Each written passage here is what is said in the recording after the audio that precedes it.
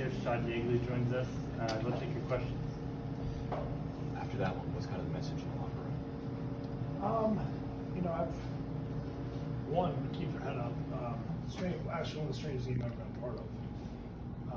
As a coach, I won't say it's a player. It's been 2 years from that. But yeah, that game was not a 3-0 game.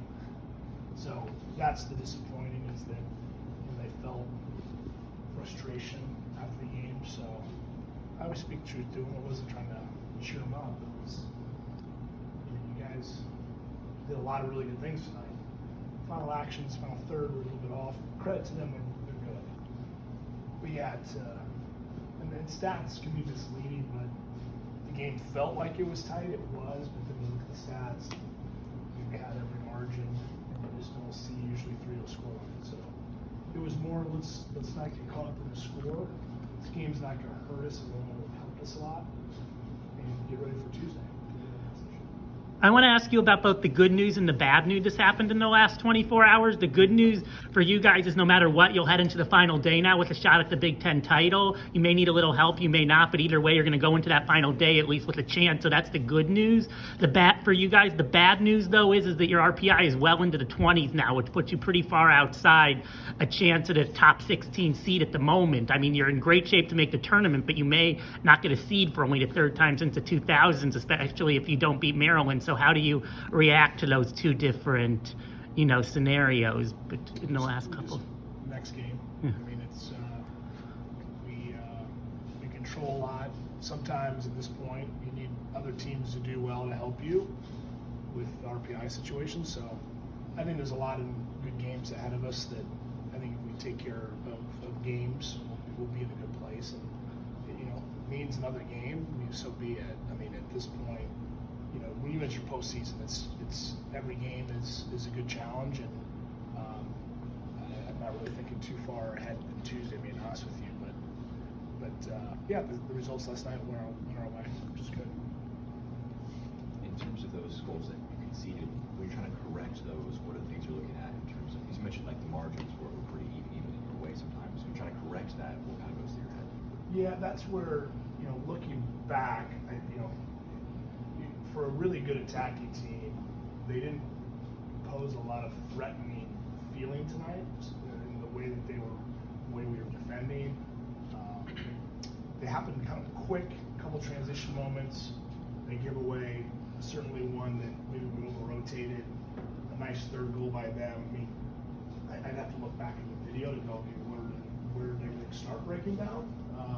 I do feel that some of it was a bit initial entry balls. We missed a couple, and then that's where things transitioned. So, but yeah, I mean, it was our back line did really well. I mean, their front four are very good. I mean, the 3 players that scored for them are their internationals. I mean, they're clever. They don't need a lot of chances, and that showed tonight. I think the first goal, I think he dragged his back foot to make a play on that. I didn't see him play, of course, but I was like, okay, that was savvy.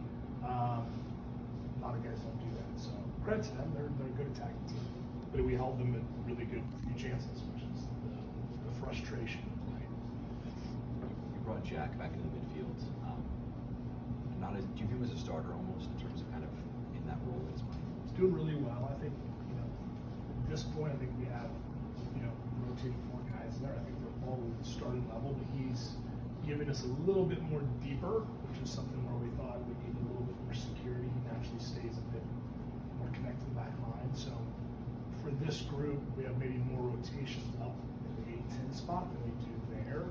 And I thought it freed Patty to go a little bit more forward, and he did a nice job tonight. So yeah, I think he's definitely playing as a starting player, and I would expect him to play a lot of minutes. Some of the chances centered around corners and next to the Rollins. Carson entered the game pretty late. Was there sort of any thoughts to insert his physical presence earlier to sort of match that offense? Yeah, we did. I mean, I think Carson is, he's had a good stretch. He had an okay match against Wisconsin. We chatted about it, and sometimes I thought what we had out there was danger. I felt danger for us. We were on the edge of making a play. We just, again, whether it was Sammy slipping it behind the back line, which I thought was important, we had that element. That's not Carson's strength. certainly the hold-up play, Carson can give us a more physical body, but I didn't think we necessarily needed that in the match. Certainly when I was back, and I second guess that, but in the moment I said, let's just run with what we have. Felt like we were on the cusp to make a play, and that's where in the first half I was like, man, where do we miss these key passes? We got into the right spots. We had territory. It was just that last decision. And again, they're a good team, so some of it's just some good fun. I want- Patrick McDonald tonight in the final third. I guess was there a plan behind that for this specific game, and how did you evaluate his performance in those areas? I think he did a good job. I'd still like to see him get a little bit more goal conscious. Talking about McDonald?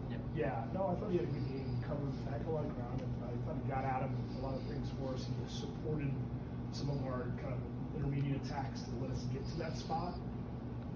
I still wanted to get him a little bit more goal dangerous, but he did really well for us.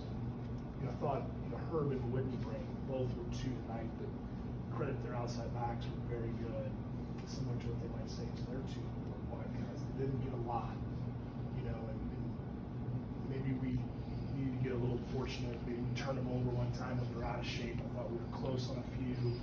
Right when we did, we didn't make the pass. I thought we had a couple that we kind of broke through that we got some fouls. I thought the first half we were like right there to get all those, maybe a restart or maybe break through and foul.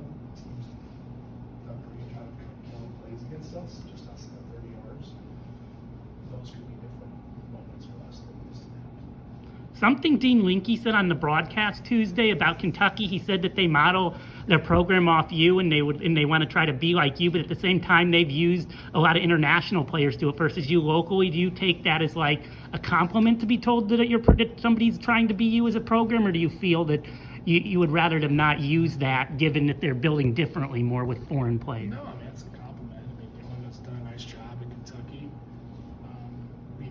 He has recruited, more internationals than we have. There's not a right way to do it. It's what fits your school, what fits your team, what fits your culture, and what we feel our model has fit us, and we've been successful with it. Now, do we need to pivot in the future? And we're always looking to get better. So we're not opposed to bringing some international players here, and we are certainly looking, and you might see a couple next year.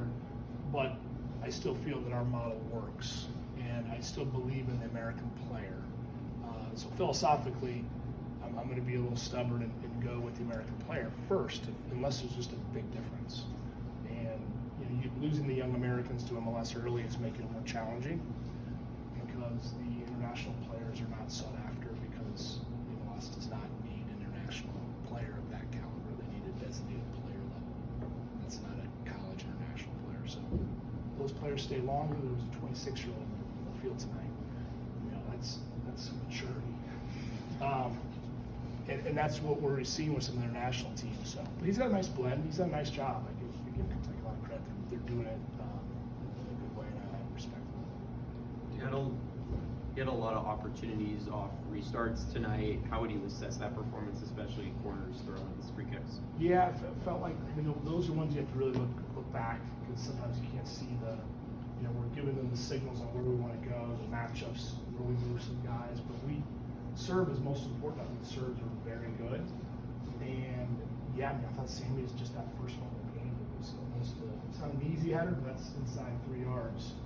He just got underneath a little bit and changed the whole game, right? So I felt dangerous every time we got a restart, and that's a good thing, because that's a big part of how you make a run this time of year. You got to be good at the restarts. I thought we handled their restarts really. They're a big team, as was Wisconsin. So I like where we are. Tonight they didn't convert, but if we continue to serve like that and challenge, good things will happen. Second ball didn't fall for us tonight. Maybe the next game it does. The game changes. Kind of building on that, when you're kind of deciding what plays you almost develop for those restarts, how do you decide when to kind of have guys do certain things with restarts? Situate in video in the training ground. Okay, here's the defensive setup. We give them, kind of some freedoms to say, okay, if you see this, here's an audible, make the decision. Other times we stay pretty true to like what we want them to execute. So it's a little bit of both. Tonight we had a couple of those moments where they made a couple of decisions on who they wanted to go to, what location. But ultimately, whatever you decide to serve and commitment to get on the end of that ball is the moment, right? I think it's some great looking plays, and you still got to be able to execute. We've been really good in restarts. I mean, my assistant Kevin, he does a wonderful job of organizing a lot of that, and our guys are focused in on it. They know that 30-40% of goals come from that, and I love to score from one play, and of course, but it's part of the game. So it's been a good aspect of our team this year. Can you assess Pratt and Golden Knight with the second one bouncing off his hand? Was that one you would have liked to have seen him save? Obviously, the other two weren't his fault at all. Yeah, no, the second one, was one. I think he was maybe in between, maybe diving and kind of got caught in a tough spot. One he should save, and he knows that. So, a pivotal moment, pivotal time in the game. Those are all ones too that make it a little bit more difficult in that moment. I think if it stays 1-0, we have to still feel like we're on the doorstep at some point to get a goal, and yet that makes it a little bit more difficult. And the third came pretty quick after. Kind of building on that, does that maybe influence your decision making in terms of a few non-conference games left, pivoting the goalkeeper role ahead of postseason? I mean, we're always evaluating. I mean, we'll have to look at some other things because I thought he made some really nice decisions tonight. We'll assess it with video, continue to get a feel for the group, see how training's going with the rest of the group, and then make that decision. But we've always said we feel like we have two very capable starting keepers. It's just you want to find the confidence and the feel at the right time, and we're always evaluating that. Anything else, Coach? All right. All right, guys.